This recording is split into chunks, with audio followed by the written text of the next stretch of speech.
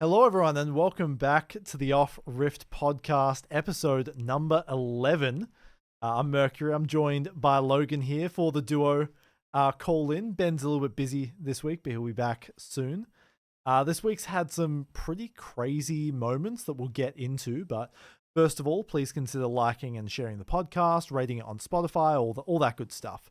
And remember as well that you can submit your burning questions and hot takes to the answering machine, and we'll look to get to them if we have time. And you can also call in as well and debate your hot takes directly if we get the chance. That'd be quite fun to see. But I guess sort of starting things off, how have you been, man? Yeah, good, busy, but absolutely loving where the LCP is at. I'm sure we'll get into the nitty gritty of it, but we hit the halfway point this weekend just gone, which is pretty exciting. We're sort of starting to see the teams establish themselves, if you will, and settle into their, I dare say, skill bracket, if that makes sense. So Yeah. it's getting really exciting because a lot of these games, they're getting really hard to predict. And yeah, but what about you? How have you been? Yeah, I've been going well, pretty busy, all things considered, especially with like prep for international travel and all the craziness that happened over the weekend with not only the LCP but TOR as well that we'll get into later. But no, it's good to be back on the pod and checking all of that out. But I guess we can start off with a little bit of a recap for how Yeah. last weekend went. We started off with Garm going up against DFM. Game one was a bit of a stomp, I think it's fair to say. And game two, that was an absolute fever dream. I had just finished up casting TOR and I immediately transitioned into the stream and that started playing. And that was just, I don't even know what we It was something saw. else. Yeah, like It they were was fighting something from minute else. one. It was just absolutely insane. But that's what we think, right? Like one of the fun things that LEC do, that G2 specifically do, is they call it a content game, Oh where yeah. like you lose it or you mess around with a fun draft. T1 in LCK do it as well. They do content games, or as the community goes, Yeah. look at my my clowns in their circus having fun for once. And I genuinely think that game too was kind of that energy from Garm. It was like such a weird draft, and then when they were playing it, it never really looked like they were synergizing or putting it out. It felt like they didn't practice that one in scrims in advance, if you know what I mean. Yeah. So it did give Detonation Focus me like a game win, which is nice for DFM. But yeah, ultimately Garm turned it around in game three and reminded us that sometimes they're not all about fun, silly shenanigans. They can be quite serious and absolutely just giga stomp when they want. Oh yeah. Yeah, Artemis Nara is just in fine form. Oh yeah, I mean, Eris was by far and away the most consistent player that entire series. I mean, well deserving of the MVP. Even in the loss on that Cassiopeia, he was looking incredible. I think with Drakthar Yeah. as well, like had a bit like he had a really solid start to the year, and then sort of fell off towards the end. And now coming back into this split, he's finally picked up that stride again, which I've really loved seeing, but I don't want to see him on the Maokai again. I want to see him on these like proactive champions that are making the plays. Obviously, we talked about last week, but like Garm just seems to synergistically as a whole, as an organization, do well when their junglers playing things like the Jarvan, the Nocturne, the Nefiri, these like actual playmakers. He looks really, really solid on them. Oh, 100%. Never, ever, ever put Drakthar on Maokai again. Yeah. I think, to qualify myself for those of you who are the first time viewers, hi, my name is Logan. I am the host of the LCP and I'm the color caster as well. And I was fortunate enough to cast that game live, and me and Barracks were just like, Drakthar, stay off Maokai, which makes me think as well that he shouldn't. Well, maybe he's practicing, but I don't think like the professional scene is where you practice in your scrims and your solo queues. Yeah. But maybe he's trying to get better at those less aggressive junglers. But please don't. Like, we Yeah. love you on those aggressive junglers. He's phenomenal on them. And like you said, split one. he entered explosively. We were like, oh my god, this is a very playmaking jungler. He can initiate and engage, and he dives. And then he fell off because he started to be overly aggressive. He would dive too far. He would dive too often, and Garm were unable to reach him. And it is nice now to see here in Split 2, he's kind of leveled off. He still has that aggressive, but it's tempered aggression, and it's for the team aggression, you know. So I was glad that they gave him a shot, I guess, in game 2 on that Maokai. It didn't work, and they got him back on a more aggressive jungler in game 3, and that was a Drakthar that we are coming to know and love. Yeah.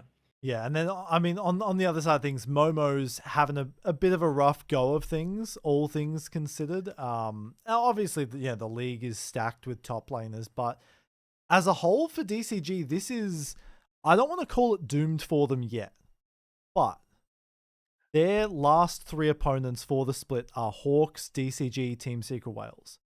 So I don't want to cause alarm yet, but I don't think it's a hot take to say that they are going to probably go winless outside of some miracle. And then that brings things even further into question coming into Split 3, right? Because obviously last year they had a bit of a buffer because Chiefs was the worst team in the league. So they had that between them and elimination.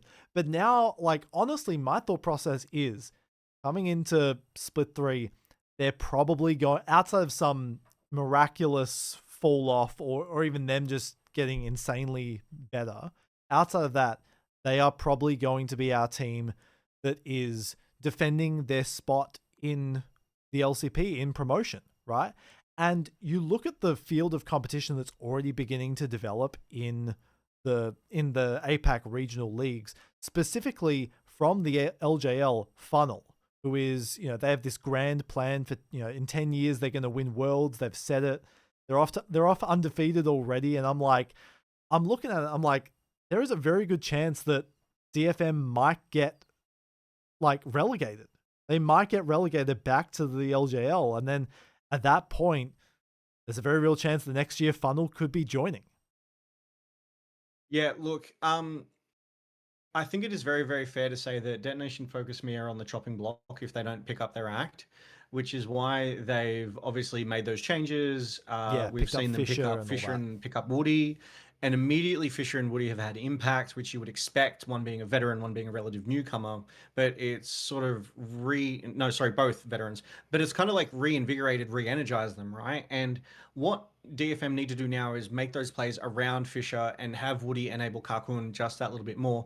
But as you say, unfortunately, because they are one of our guest teams here in the LCP, because we do have 8 teams, 3 partners, 5 guests, guests can actually be relegated out of the league entirely. So if Detonation Focus Me do not pick up their game before the end of Split 3, it is highly likely that they'll not be able to undo the damage done in Split 1 and 2, and will face that sort of relegation promotion, off split matchup to compete for their position.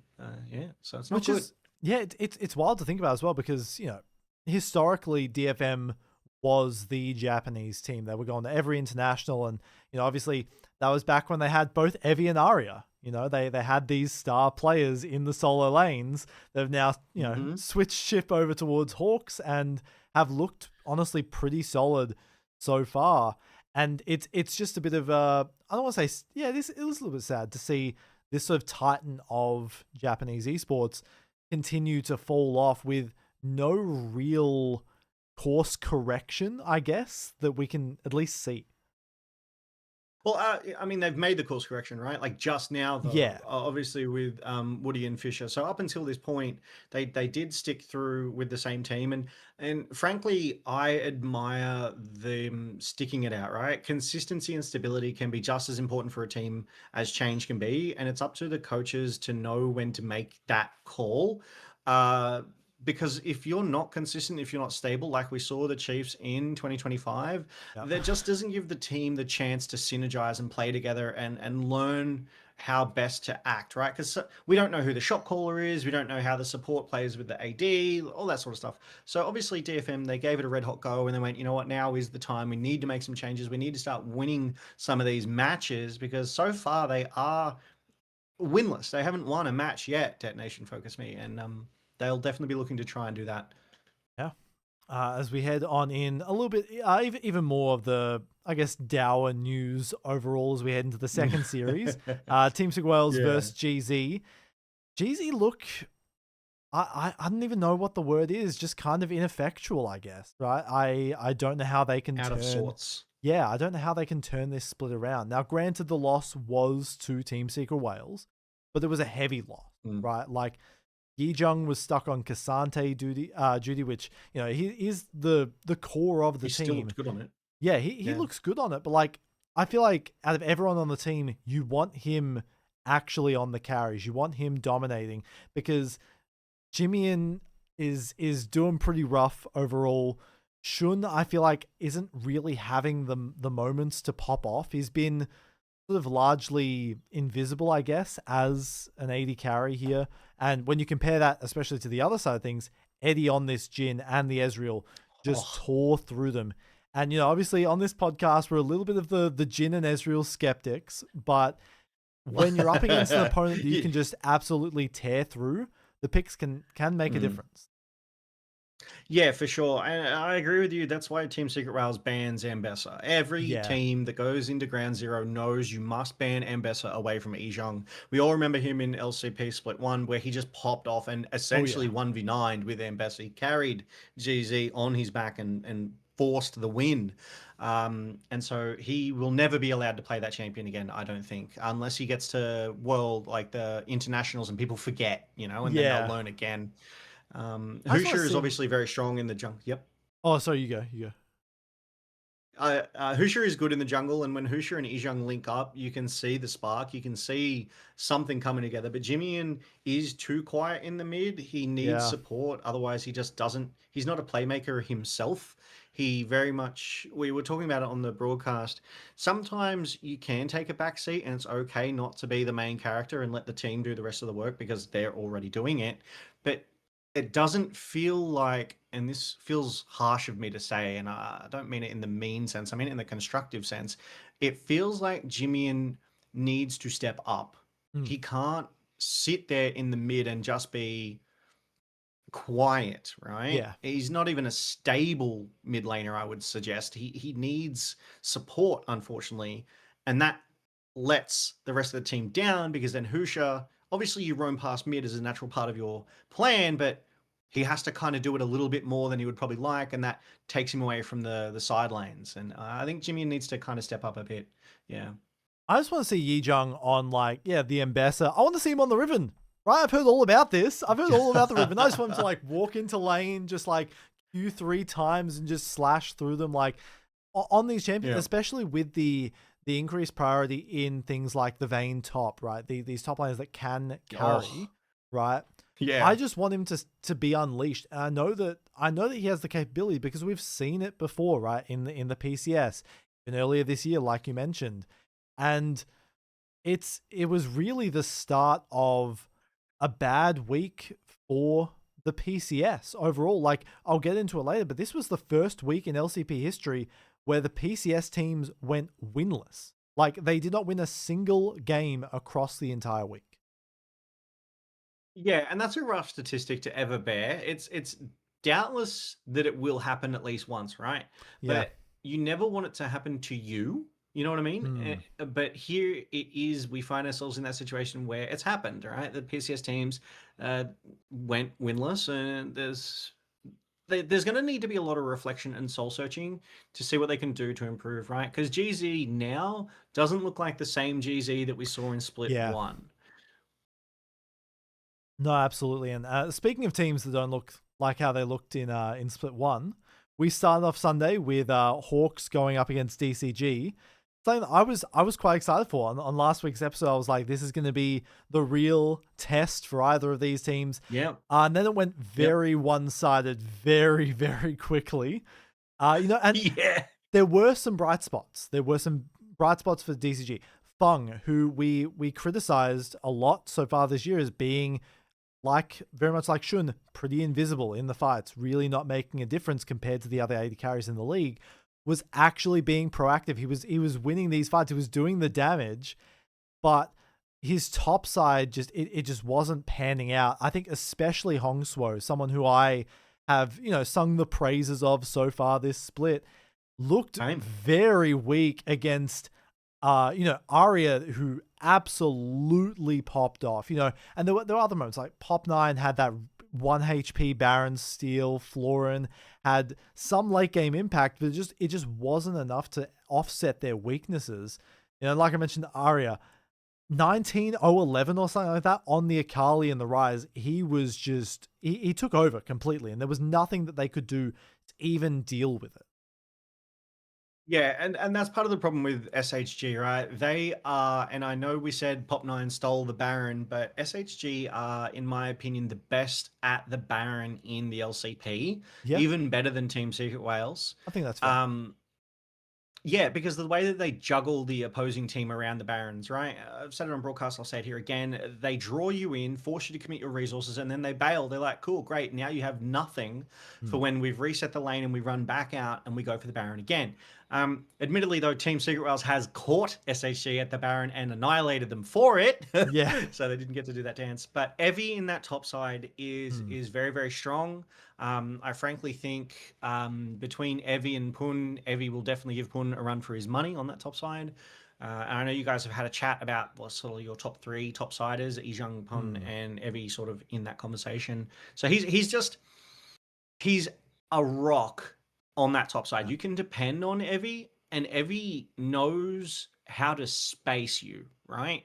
He knows where to put his champions to get the most value, to block your skill shots, to, you can't kill Cassante when Evie's playing Cassante. It's as simple as that. Do not give that man Cassante. Yeah, he is. But yeah, Arya popped off, and Vista's engage on the Oh Rel. my god, the Rel. I almost forgot Like, about what do you do? And it felt like they were just like he just mind controlled them. He was like, just get into position, and he just like rammed in the horse and the Magnus Storm and everything like that. It happened twice around the same objective. Yeah, it was perfection. I was like, what are we doing? It was crazy. Why did we just give Rel a 4-person Magnus Storm? Yeah, and it just set up everyone for the rest of that fight. And overall, DCG looked beatable many, many times last split, many times, but they always came out ahead. And I'm just thinking, like, what has changed? Is it truly just that buff of having all that time played together really starting to expire as these teams get more experience, or is there something that's more systemic under the counter here? Like, what's going on? I think that there's one thing to say for a team synergy the longer they play together, and I think that typically will always work in the favor of the team. But a thing that is working against them, I think, is that now they've been in the LCP for long enough, every other team has worked them out. Yeah. So they've adapted to their play style. They've got the answers. They know the champs to ban away or to play around. And so they're much easier to pull apart in that draft, in those scrims. And I think that is what we're seeing a result of. It's not DCG falling off. It's every other team is going above and beyond them, and DCG is slow to adapt. I think that's what we're seeing here with Relove DCG. Yeah, and now there's a very real conversation where, Hawks could be our MSI representatives as second seed, right? Like, obviously, they took Team Secret Wales to 3 games. Now, granted, this is pre-playoffs, this is pre-best of 5, and obviously everything changes once it does get to that stage, but, we're starting to get towards playoffs. Like, we only have 3 weeks left of regular season, and it is getting very, very dicey for these teams. And speaking of teams that it's getting dicey for as well, CFO. They went up against MBK. Yes. That was the Chica and Haki show. I love seeing these rookies shine. I think, I'm a bit of a Pyke aficionado. Shulong had some incredible hooks early that CFO just did not respect, right? And that's the thing. They had Ezreal, right? Haki was on Ezreal. Yeah. And again, we're bit of Ezreal haters in the building, but the one thing... Speak for yourself. Oh, yeah, fair. But the one thing you cannot do is give Ezreal a free lane, right? Like, there's his weakest point, is when he doesn't have the Sheen, when he doesn't have the tier fully stacked. And they gave it for free, and they were able to just completely take over. And then even into that second game, right, Doggo was on the Sivir. They had the Sivir Yumi combo, and he ended the game killless. Like, he just couldn't get anything going, even though they had the lead at several points. And that's my problem, I think, with CFO, right? They've got this superstar AD carry in Doggo, and game after game, match after match, it just feels like either A, he's fallen off, or B, the team is not lifting him up to the heights that he used to be able to achieve, right? I almost think it's a mix of both because he does have a fantastic support now. But we're so late in the split that this team change, putting Pout in that mid lane and Kino in that support role, has had immediate and I dare say positive impact individually for them over Yeah. their predecessors, but it still hasn't translated into better outcomes or better results for the team yet, while these guys work out how to play around one another with one another, right? And time is running out swiftly for CFO to even place because if we take a look at the standings, Yeah. CFO are tied fifth, right? Which is currently, because there's three teams on fifth, it's currently Mhm. second last, fifth Yeah. place alongside GZ and Relove DCG. So they've got to work something out. Otherwise, they're going to risk relegation because in the LCP, the bottom two teams at the end of the split, they don't make playoffs. And if they do the same thing in split three, they go to relegation, like, unless Mhm. you're a partner team. Yeah. Yeah. I think CFO's safe in that regard. I think they are a partner team, Yeah. if Yeah. memory serves. So I think I brought it they up. Yes, yeah. they are. So they're safe in that aspect, but even still, like missing playoffs, given how last year went, is a massive downgrade, all things considered. And that brings me to my big question of the week is, will we see zero PCS representation internationally this year? There is a very good chance, given how like we saw it then, like tied for fifth, all at 1 and 3 are the PCS Yeah. teams. MBK is looking strong, but again, there's always that question of when will they start to fall off? But above them, Garm, Team Sigwell's Hawks look like they've really found their stride.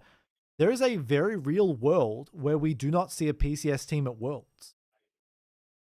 Yeah, no, I definitely don't think we will. I know we're halfway Mm. through the split, and I know that strength of schedule and weakness of schedule is a thing. But with the way CFO and GZ have been performing and Relove DCG have been performing, I just don't see them beating SHG or Team Secret Wales. I frankly think, and I'll call it now. It will be Team Secret Wales and it will be SHG. Yeah. The fact that SHG were able to maintain their playoffs quality, their playoffs form coming into split one, and they are still maintaining that speaks to me of consistency of the highest quality. The fact that Relove DCG has kind of, as we were discussing earlier, not fallen off, but has been understood, has been learnt well enough to be played around. I don't think they can adapt in the next 4 weeks' time. DFM will absolutely be down on the bottom, unfortunately for them. The only real contention question is around MVK and Garm, right? Yeah. I think one of them could make it to Worlds over MSI over SHG. I think it would be Garm because Yeah. MVK obviously that's their new academy roster that is. I mean, I was going to say they're still finding their feet, and arguably you could say they are still finding their feet, but goddamn, they're finding it well. Oh yeah. No, absolutely they are. And I think if I'm not mistaken, I think week 6 is when Garm and Hawks face off in the regular season. So they'll have that sort That'll be of good. as a primer before playoffs. But yeah, I think that, like you mentioned, I mean, I have to fully agree with you. I think that's either going to be, I think Team Secret Wars is a lock, right? Either in first or at Mm, this point, I think they've built up enough of a buffer for like championship points, right? I don't think any team's gonna even get as many as them for second place. So I think it's definitely no. going to be a competition between between Hawks and Garm for that second spot. It would be very fun to see MVK at MSI, all things considered, especially Oh, with what a you've got split! like you've got like incredible rookie talent on them. Obviously, there's a lot of weird like Vietnamese talent cropping up in weird places, like Lazy Feel in Korea, of all Yeah. places, is popping off. So it would be fun to see them go internationally. But I think it is. Garm is it's a gap. It's like Hawks are all the way up here, and then you've got Hawks, Garm, and then sort of like everyone else getting further on down. Yeah. But I think it Yeah. Yeah. is it's an important question to consider for ostensibly the part of Asia Pacific that has been historically the strongest.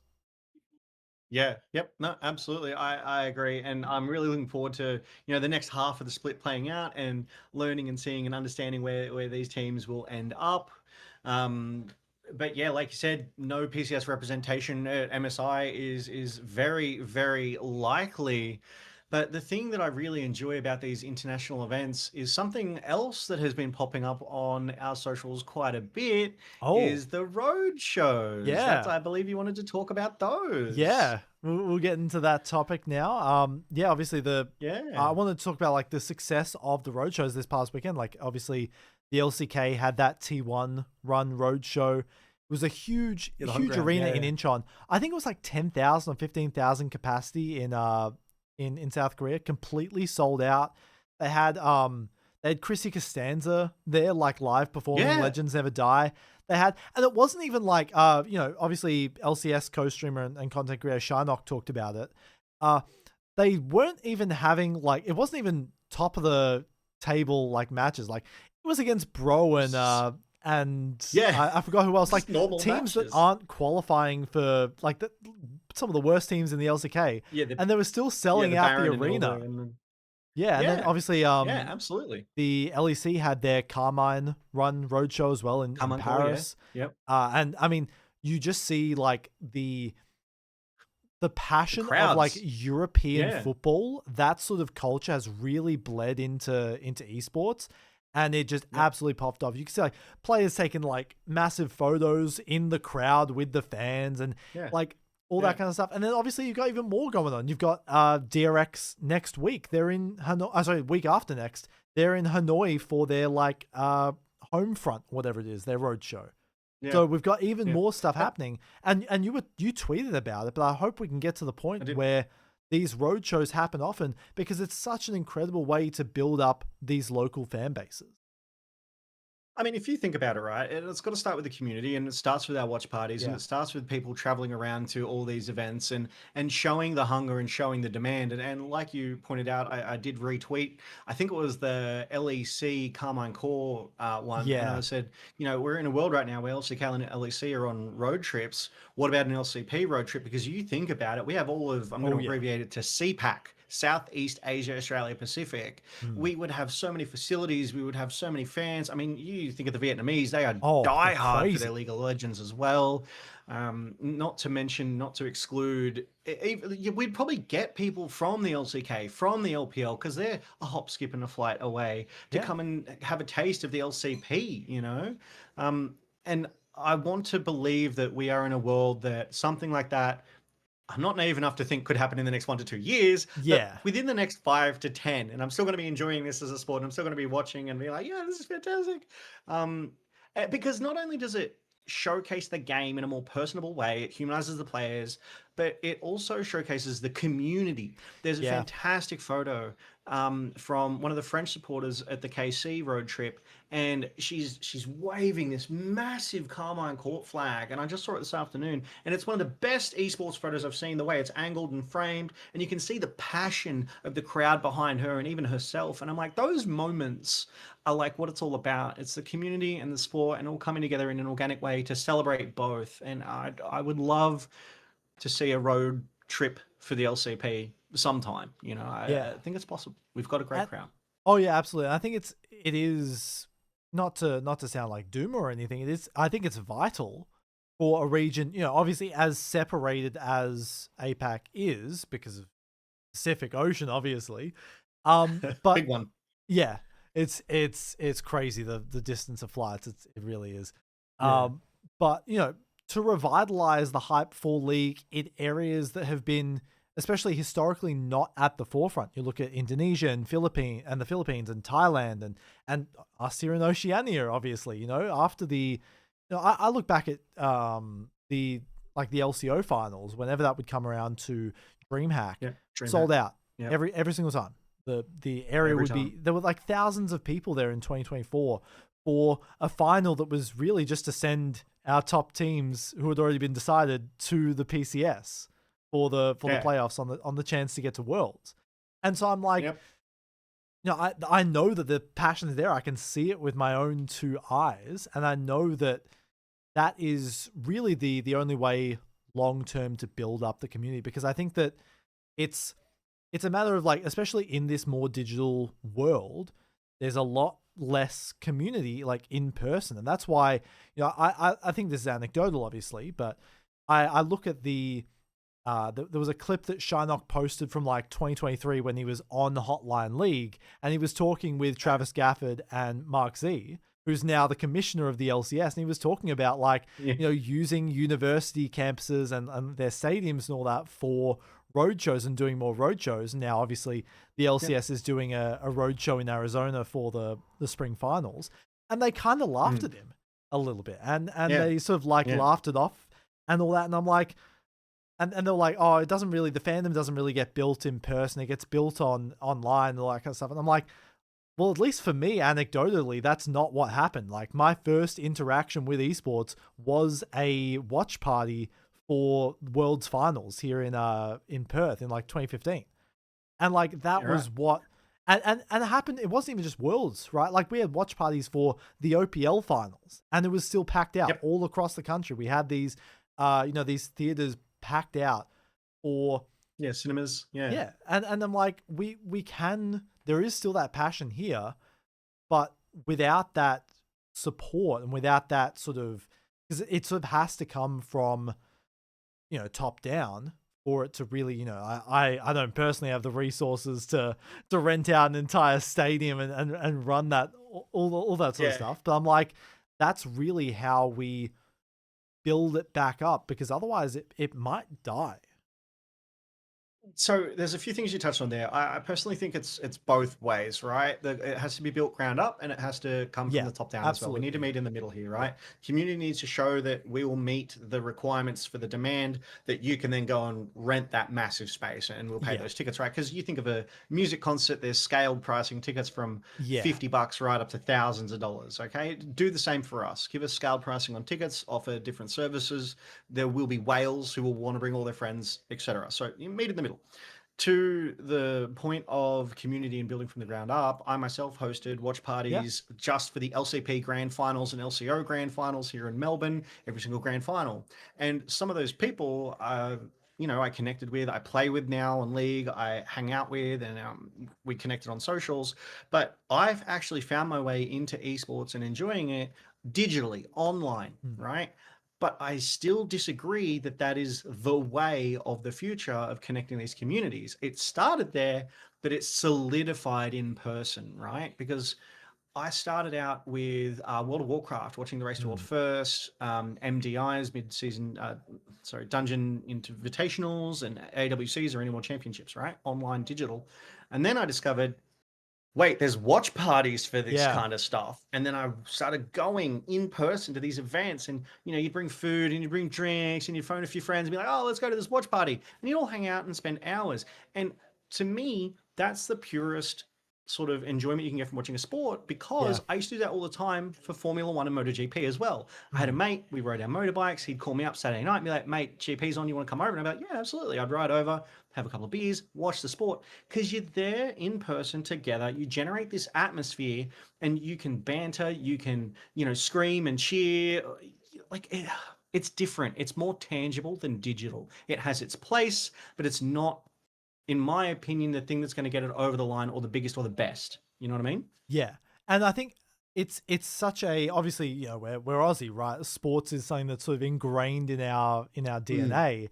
And, I see it all the time with, I think obviously, like League esports and esports as a whole is a very, it's an accessible sport, right? It's way more accessible than something like basketball or baseball, or even like, car racing as well, because not everyone owns a car and all that kind of stuff, but people can play League or they can play, fighting games or whatever. And it really brings people from all walks of life together. And that's what I've always found. And that is, I look at something like the NBA and all that, because obviously I've been falling in love with those sorts of traditional sports recently, and just seeing the energy of those crowds, and remembering back to like IEM Sydney, which was an incredible show, right? I have this amazing photo of the entire crowd standing up because it's like overtime in the final game.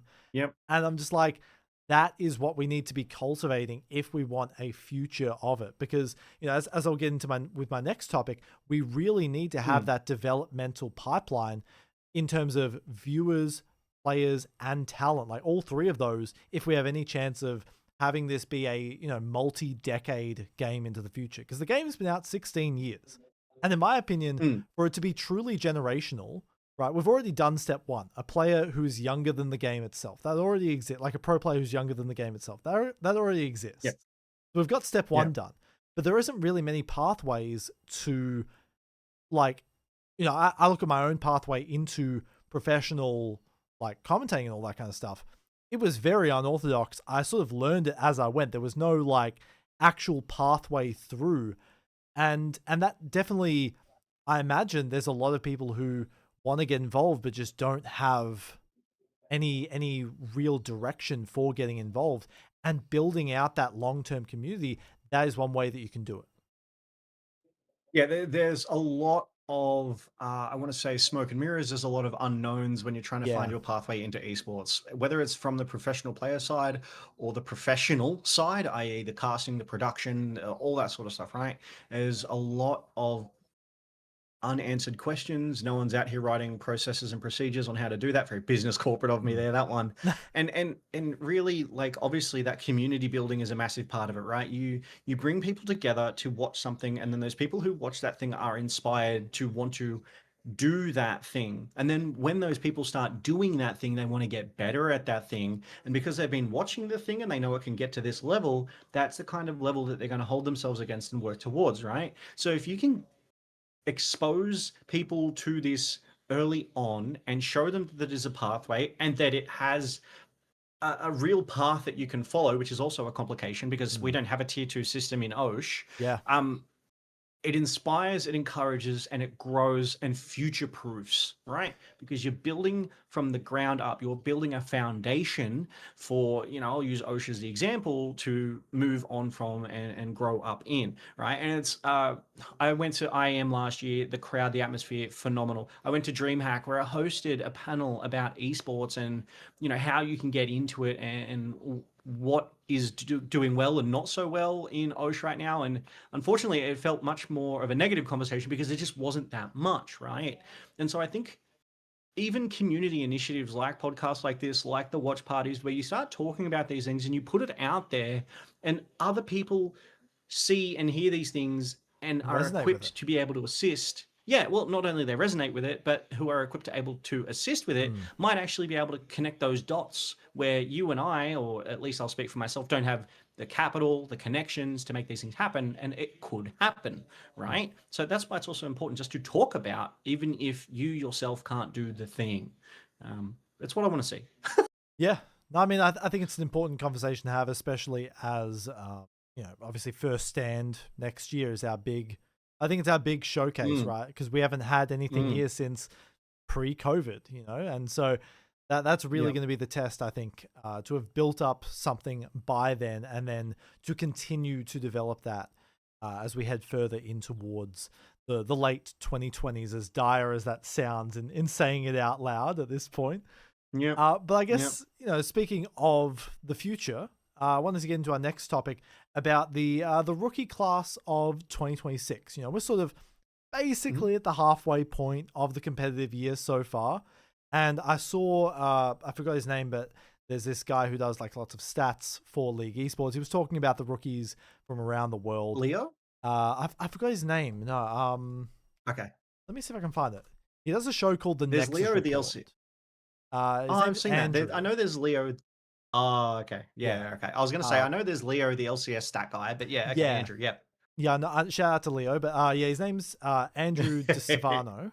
Shout out to him. Okay. He does like a bunch of stats from like all the major regions, compares them all, and he was talking about like the rookie class of the year, and there was like probably 50 or so or more rookies from all across the world, sort of coming to the forefront this year, and it got me thinking about sort of we as a whole collectively sort of assessing the rookie class of this year. Now, obviously, some have only just joined this split or the past few weeks, but I wanted to, I think there's an incredible rush of new talent, and it is inspiring to see that we still have young people interested in league esports as a whole. So I put together a list of the rookies, and I excluded those who have played, because like obviously Stella played a few games last year in the LCP.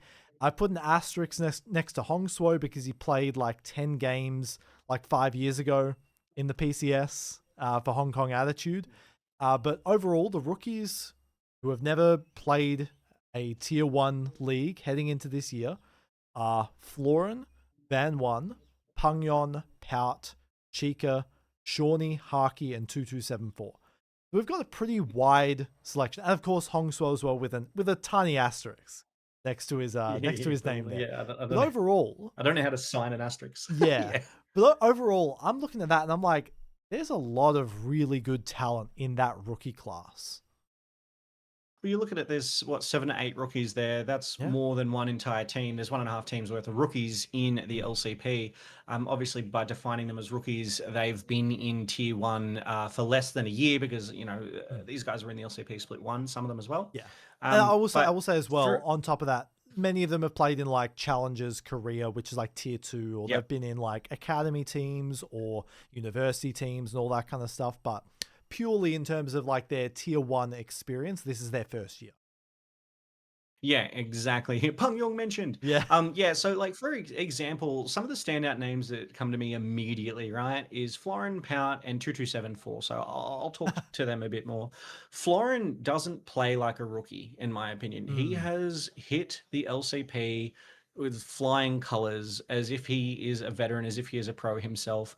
All too many times I've seen so many teams dive his top side, and not only does he outplay them, but when he fails to outplay them, he still doesn't weak side so much. He punishes them so heavily Like to that it 1-for-1 and all feels that, like, yeah.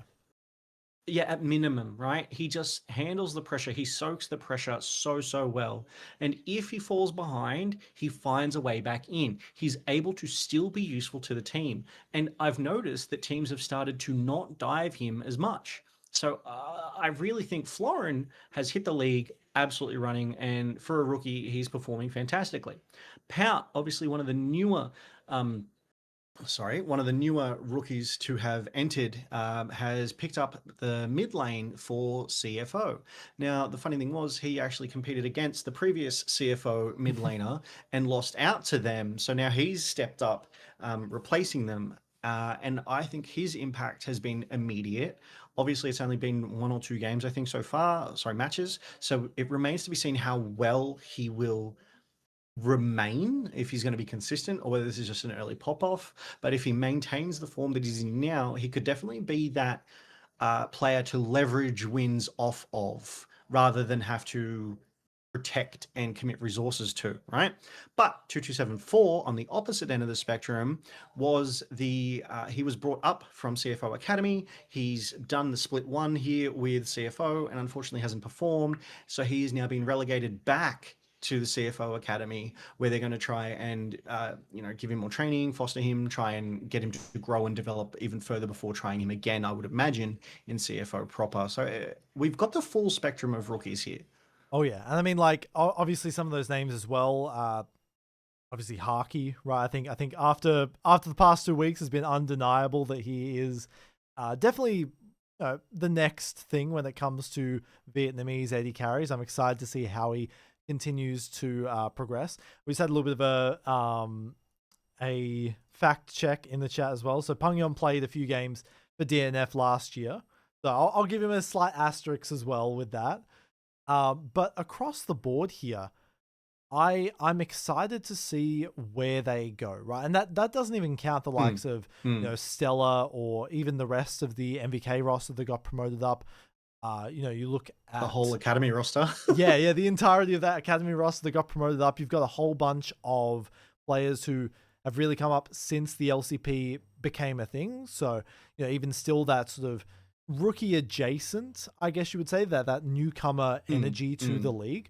And then you've also got players like Evie, who is 30, right? You've got players who've been around the scene for a long time, still putting up numbers. And it's good to see that we have that wild spectrum of talent across the board. One of my favorite things about having veterans who, by league standards are old, right? Yeah. Being 30 is not old, kids, all right? One of my favorite things I'm 38 years old.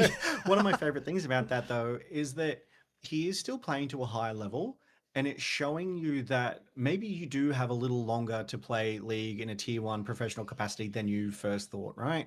Because obviously as this goes on, there's more research and development, there's more training and education, there's dietary considerations, psychological considerations, fitness considerations. And if you uh, like look after every single aspect of what makes you a professional player, then you could have many more years in you. But I'm kind of going on a side rant here. I'm not old, but I do love the range of players that we do have in the LCP from all the regions and all the experience levels, because it exposes us, the viewers, to those sorts of shows, matchups, and we get a better understanding of what each and every kind of level is capable of. Yeah, Yeah. I mean, LeBron's still 41 and he's hooping. Like he's Solo. great. He's Yeah. different. Oh yeah, he is. It's crazy. Well, even Yeah, like yeah, this was a deal back. God, it must be like 4 years ago at this point with Valorant. There was a pro, a Korean pro on Newturn called Solo he was like 30 odd coming into the thing, and he was like the oldest person in the event. He was still putting up numbers. I think they went like top 4 at the event, all things considered. So yeah. like, I think That's there is pretty a good. real stigma of like, once you are like even I'm 23. I'm 24 when MSI starts, like even Yeah, I find myself considered old in the grand scheme of things. And yeah. it's a big stigma, especially in I've noticed like the LCK as well.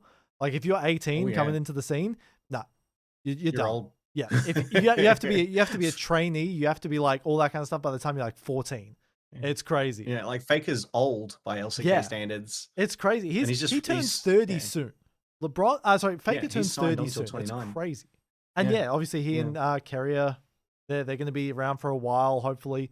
But yep. I think yeah, I think for the even as a broadcaster, I want to be doing this until I'm old and grey. I want to be doing this until my voice gives out.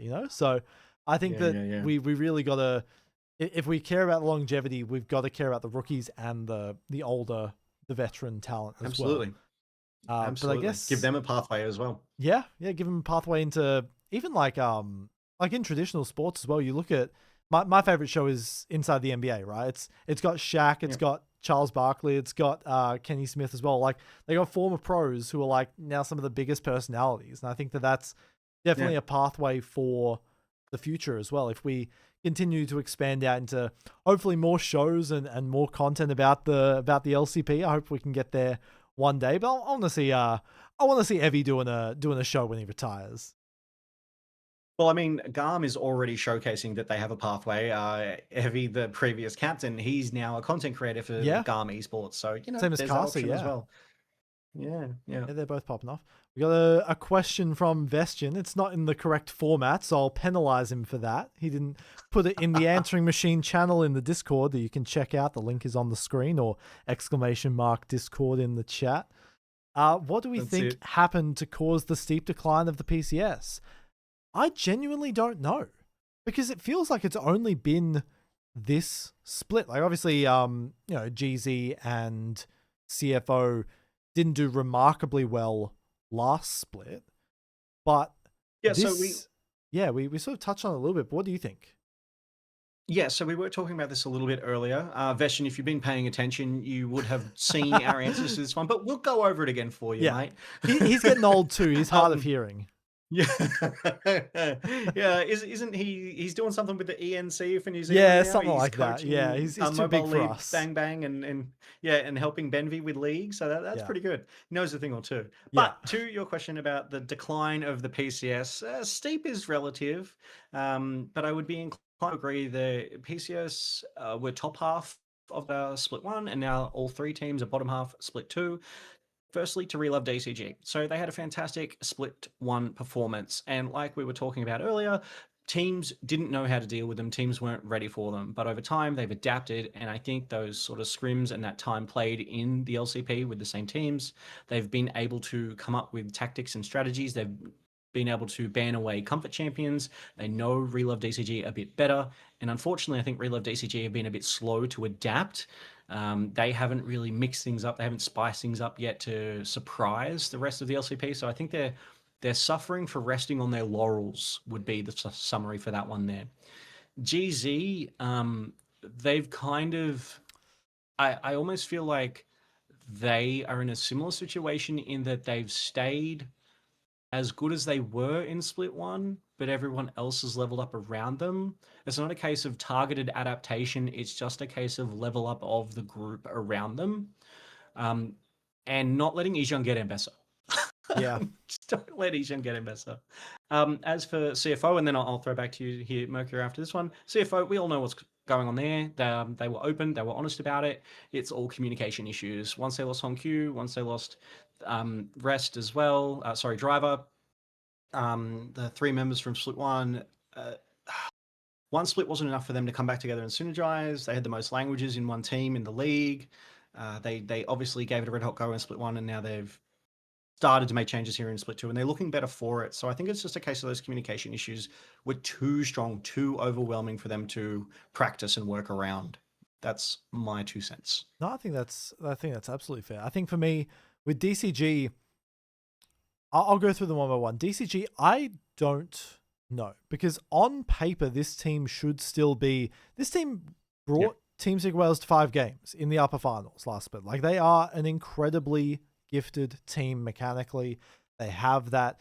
Obviously, they're prone to run it down a few times, like Fung did in the tier 3 tower in bot lane, just sprinting it on the Corki. But like, they're still incredibly talented players. I feel like they've gotten a bit rusty. I don't know how else to describe it, but it feels like they're just losing out on fights because they're a bit too late to the fight. You know, obviously we saw, I think it was last week or the week before, they tried to engage a fight, and then Hongsuo is all the way over there. He can't even get into the fight to start things off, and the rest of the team's there, and then they lose because their primary damage isn't there. So I'm like, why did they take that fight to begin with? I'm not sure.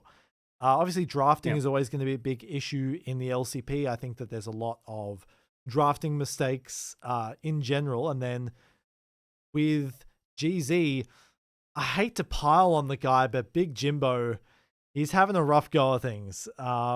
He's having a bit of a rough go of things. And I don't know how he can bring it back, because again, he is one of those, like, I think he just fully needs to embrace the, we talked about last week, but like, he needs to sort of embrace the, I'm just going to do everything I can to help out Pop 9 and make sure he succeeds. But it's really hard to do that in a meta where Orianna and Ryze and Azir are really good, and he can't play Azir. You know, like we've seen it time and time again. He cannot play Azir to save his life. And I feel like this meta just isn't really for him. And then with CFO, I don't know. Kevin's not here, so I can flame. I'm not. I mean, obviously losing so much of their roster was an incredible detriment to them.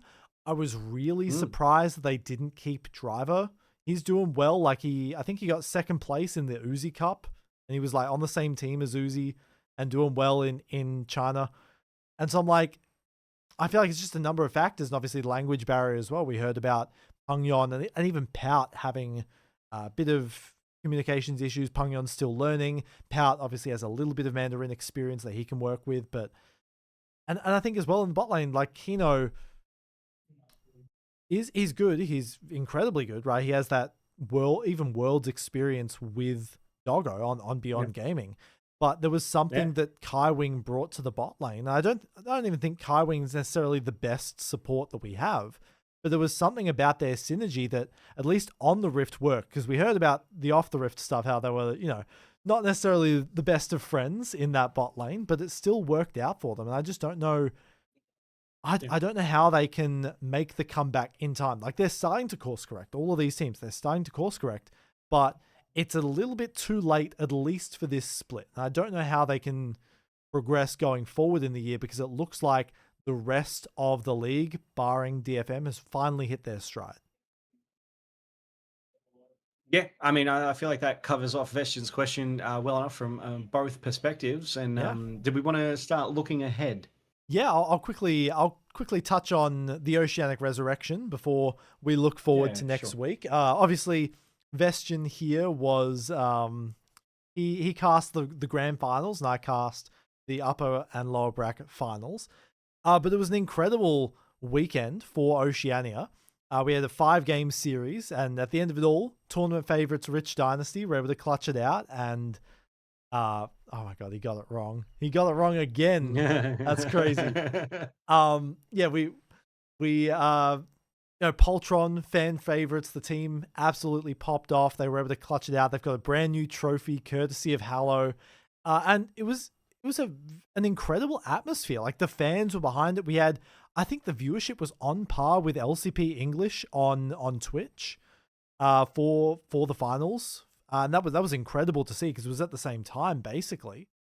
And it really showed me that there is still that interest in this esport here in Oceania, even if we don't have an official pathway, even if there's no money behind it necessarily. There's still people who have that passion to not only compete but to work the camera. The observers were incredible. The production team was incredible, and it was just awesome to see and awesome to be a part of over the past like month or so. I think we've got some more Yeah, stuff planned for the rest of the year. And obviously, yeah. I don't know what the situation is with Oceania in terms of our promotion qualifier, if it's going to be the same thing as last year, but at least we've got some good tournaments under our belt, some good official or unofficial practice space for Yeah. our top players to compete in the region.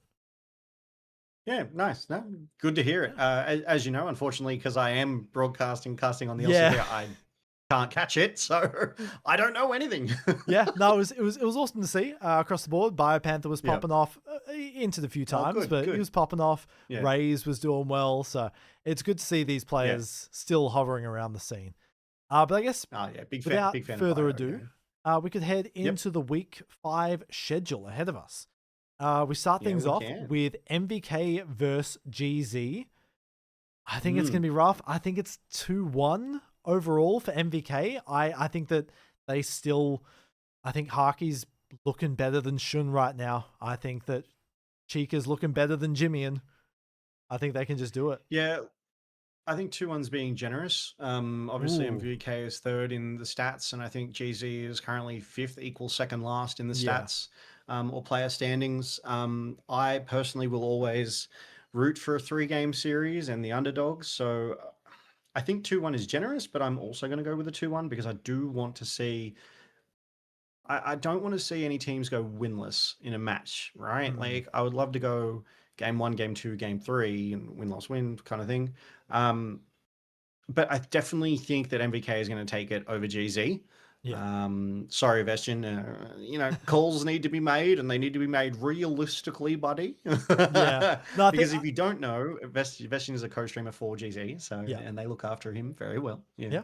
And Bo and yeah, Jar are oftentimes in the chat, and they're just as yeah, their heart rate is spiked just as much as us watching them play. yeah, yeah, Um, so I hope that they can turn it around. That's why I hope it's a yeah, 3 game series.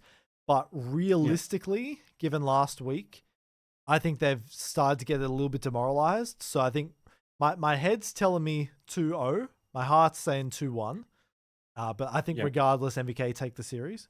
And then we move on Yep. to GARM versus DCG.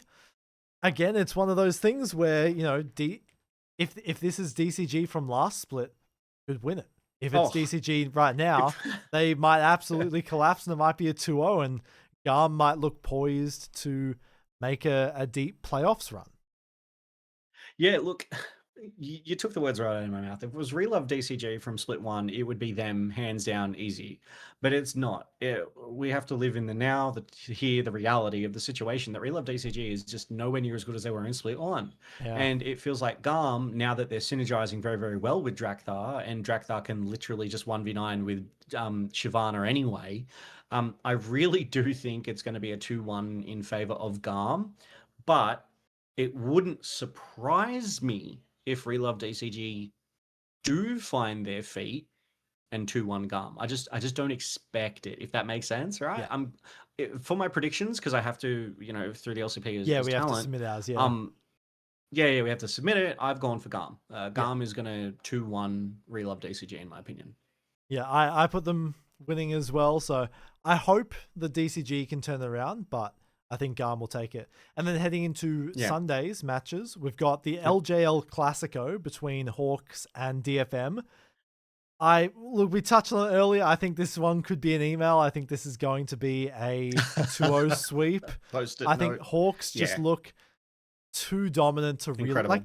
They been the only team so far to take a game off Team Secret Wales. I think they have an incredible journey ahead of them. I hope that they can go international. It'd be good seeing Evie back on the international stage again, because he always makes us all laugh. He always makes some really good content out of it all. So we'll have to see.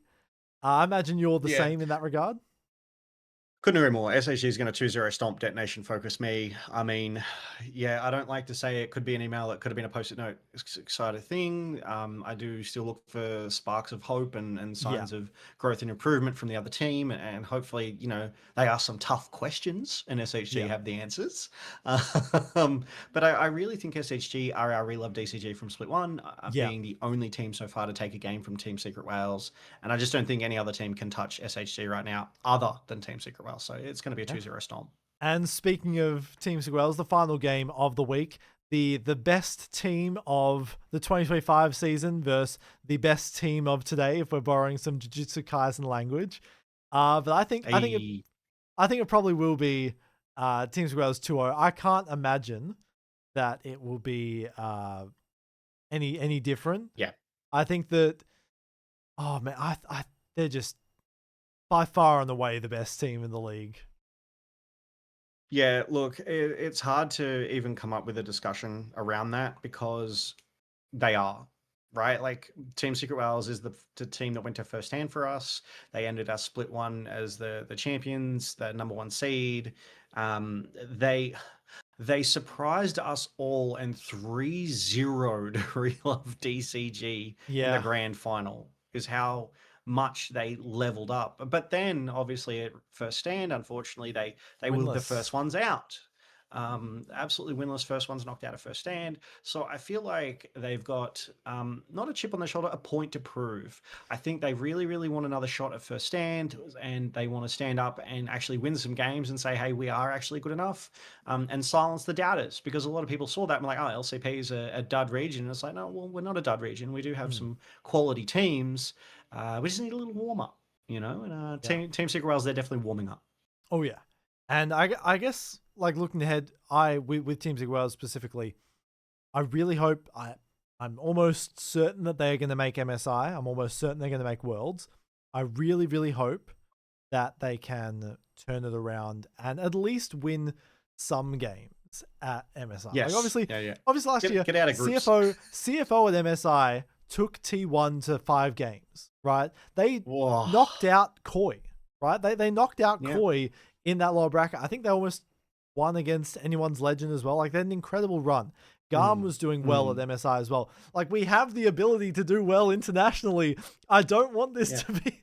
I hope that last year wasn't just a fluke. I really, really hope that we can actually make a dent on the international stage, because I've not had the joy of experiencing an Asia Pacific team win Worlds. Vestion has. He was watching Worlds 2012, right? It's been 14 years. Please give me something. I just want to see it. But one thing you touched on, actually, that I really, really love is that CFO and K Corp actually have a very great sort of banter ship over on socials as well. So maybe even if we don't make a deep run, maybe we can develop awesome relationships with other team social media people and just get that banter going, because that's one thing that I love about the game as well. Like I referenced at the start of the potty, G2, they do content games. T1, their community talks about whenever they throw a game out, so the circus is in town, and I really look forward to us finding our identity and our banter, on the international stage. I think that would be really cool as part of our identity and growth as a major region, which we are. People are like, oh, LCP, you're not a major region. No. We're a major region. We are. just ask Riot. Thank you and good night. Yeah. No, I think it's Yeah. absolutely important that this event we pop off, and I think that we've got something going for us this split, which is the fact that it's going to be on the same time zone, or basically the same time zone, so we don't have to worry about jet lag, and we can actually watch it as Asia Pacific people. We can actually watch it without having to stay up until 2 a.m. until just seeing a team get 3-0'd, because that's fun. That's really fun to deal Look, with. personally, I really liked our times in Split 1, obviously because the Yeah. game started at 5 p.m. and they ended around 10 or 11 p.m.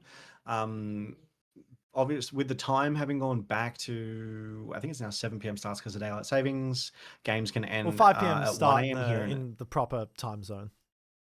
Yeah, you liked the new time zones, The best whereas I don't time because zone. it's The not even. best time zone, I should Yeah, say. Western Australia, Schmestern Australia.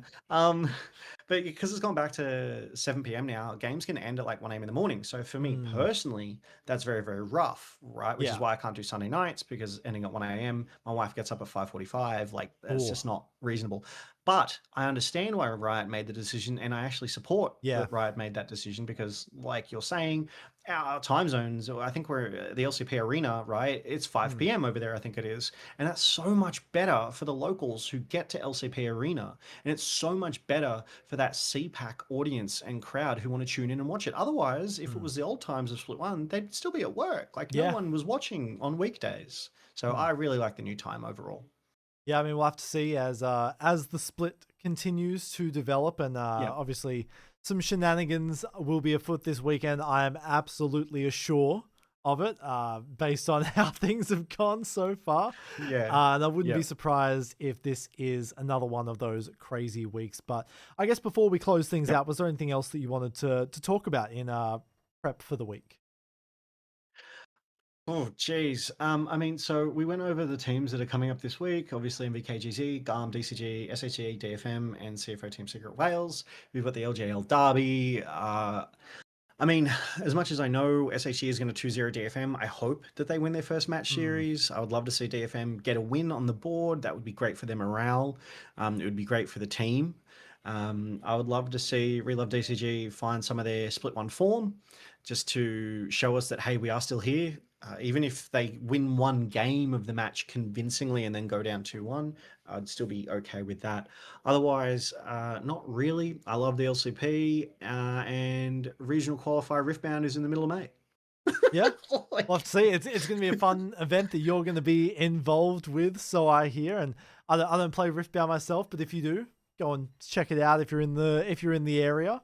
But with all that said and done, I'm sticking to one outro because Vestion will get mad at me if I don't. Thank you all for tuning in, and we'll see you next week.